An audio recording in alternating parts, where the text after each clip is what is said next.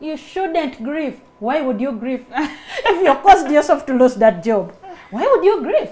You know, has someone ever told you like that? Like, I feel like that you were responsible for that. Yeah. So why would you grieve? You showed up late at that workplace and they fired you. So why are you grieving over a loss of that job?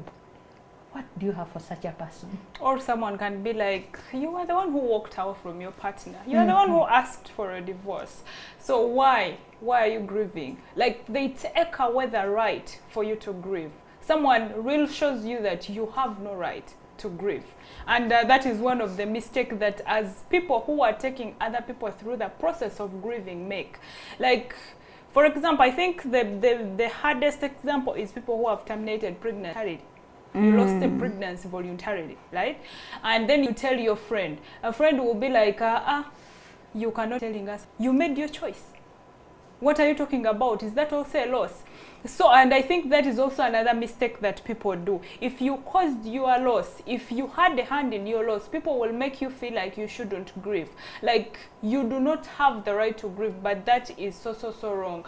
Everyone in this world has a right to grieve. You have a right to go through that grieving process. You had a reason why you did what you did. So, for me, I think that denying yourself to go through the grieving process because you had a hand in your loss is not correct. You have to accept, yes, I did this. Like we always tell you people, but I am going to grieve because it is my loss. And with time, like Maggie said, you talked about that, and then I'm reminded of ectopic pregnancies. Yes. You just have to do it. Like, yeah. you have to make a choice. You have to make a choice too. Even the doctors tell you, we either terminated this pregnancy. Yeah. So actually, when I'm counting people like children, in case I have another one who I lost, you count that baby. I count that person as well. Yeah. So let's be careful with our lips. That makes me even shake my head, and I'm like, please get things to do. So our listeners, I think our listeners, I get you see the point, and even Maggie mentioned it, that we're handling this two-way traffic. You, the person going through the grief, but even those people around you, what they say. And so if you can recognize that difference, this point I'm giving to Maggie is, like, someone tells you, you know what, Molly, you used to love going to a cinema halls, you used to love dancing. I'm a veteran dancing, you know. And so I am going through grief, and Maggie comes in.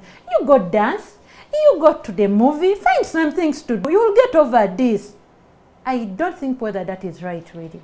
Because we are not running away from whatever we've lost. We are not running away from our loved ones. So there's nothing like, okay, let me make myself busy, then I will not experience the pain. Is that really the right thing to tell someone? I think as human beings, again it takes me back on how we usually want to show our importance. You remember, I'll take you back where you say, sometimes all I need is your presence.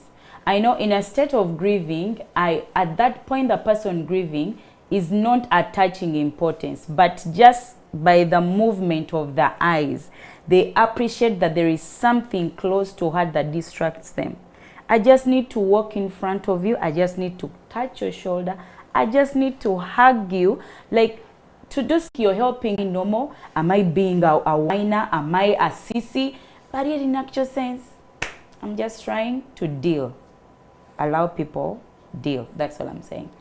Thank you so much. I'll give an example recently in some of the people I'm dealing with going through grief. One of my clients thought that if you didn't grow with your parent and they die, for you will not feel pain, like a person who has been with their father because they have been with their parent. And I think even us here, right now, you could be thinking like that.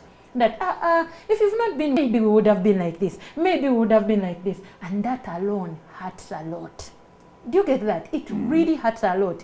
So what Maggie is saying, that we grieve different questions. There are so many questions. You're wondering, I wish he died when he has maybe he would have told me this and this, or if he left our home, he would have told me, okay, I left your mother because of this and this. So during that time, you start feeling envious You are envy.